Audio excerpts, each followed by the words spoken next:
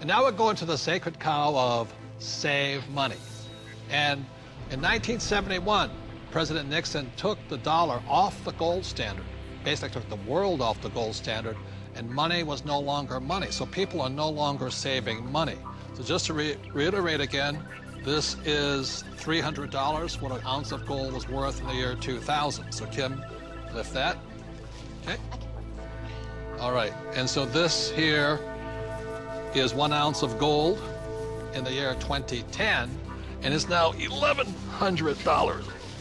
Ugh, and this is why people are working so hard. I can do it. I can do it. Careful. Yes, I can do it. Barely. So the big reason I've said in my books for years that savers were losers is very simply because in 1971, the dollar stopped being money. It became debt. Right, Mike? Yeah, the rules all changed in '71.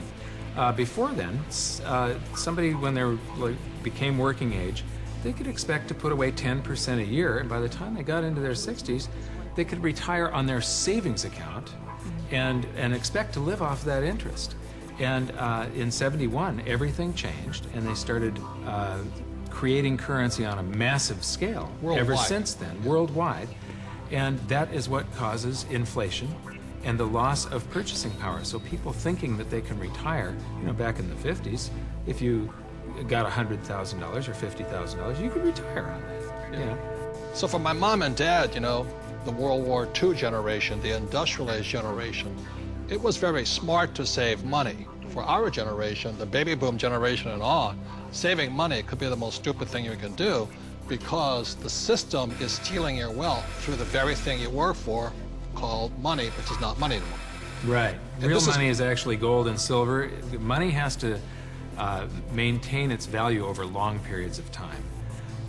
Currency doesn't have to. And this is historically, has always been, for thousands of years, this has been money. 5,000 years, this has been the predominant currency. It became money when somebody minted it into coins in Lydia in about 680 BC. And each unit had the same buying power as the next one. They became interchangeable. So let me ask you this. This printing of money out of just paper, this has been tried before, hasn't it? Many, many, many times, and there's always one result. You get far, far higher prices of everything, but especially real money. When they start creating a whole lot of currency, eventually, gold and silver lie in wait. And then when the public senses this inflation of retail prices that is caused by inflation of the quantity of currency in circulation, they rush back toward gold and silver, and they have for 5,000 years. So name some governments that have attempted to print money. The Weimar Republic. I don't know what I just did with that $100 trillion bill. He's got a Zimbabwe. The Zimbabwe, yeah. Look at this one. This is the most recent, a $100 trillion note. You know, this is the largest note ever printed, 100 trillion. And this was printed in 2000. Yeah, but when Zimbabwe was created as a country, when it went from Rhodesia to Zimbabwe, they were, the Zimbabwean dollar was on parity with the US dollar. $1 US was the same as a Zimbabwe dollar. This doesn't buy anything today. It doesn't buy a cup of coffee. Doesn't even buy a cup of coffee? No. In fact, they have ruined it by putting ink on it. You can't write you can't write a list, so it would have been more valuable at this point if it was blank. Right. See, the Greeks did the same thing when they started clipping coins. They just take the silver off of it. The Romans tried it, the English tried it, the Germans tried it, the Chinese tried it, and now the US is trying it. Yep. And so that's why saving money is probably the biggest mistake you could make right now, because today money is no longer money.